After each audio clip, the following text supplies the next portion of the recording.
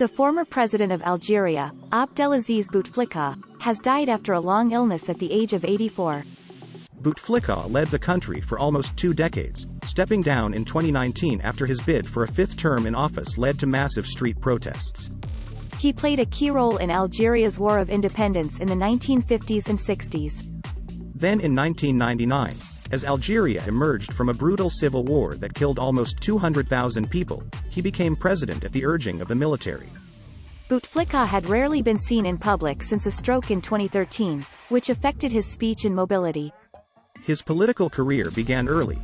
After Algeria's independence from France in 1962, he became the world's youngest Minister of Foreign Affairs in his mid-20s, a record that still stands. He would hold the job for 16 years, and was an active member of the UN. As President of the General Assembly in 1974, he invited Palestinian leader Yasser Arafat to address the UN governing body, an unprecedented and groundbreaking move. He also insisted China should have a UN seat, and stood against apartheid in South Africa. He is credited with giving a young Nelson Mandela his first military training. Bouteflika passed part of the 1980s in exile, avoiding corruption charges that were ultimately dropped.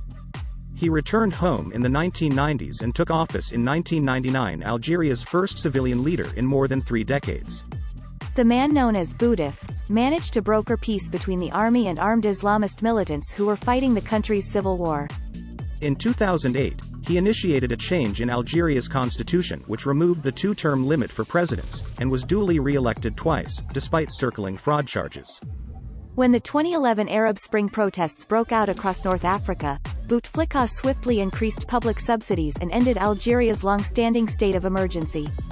His final public appearance was in 2017, 4 years after his stroke, when he inaugurated a metro station in the newly renovated Ketchaoua Mosque in Algiers. By this time, his younger brother said Bouteflika was widely viewed as the country's real ruler behind the scenes. When it was announced that the ailing president would run for a 5th term in 2019, protests spread across the country.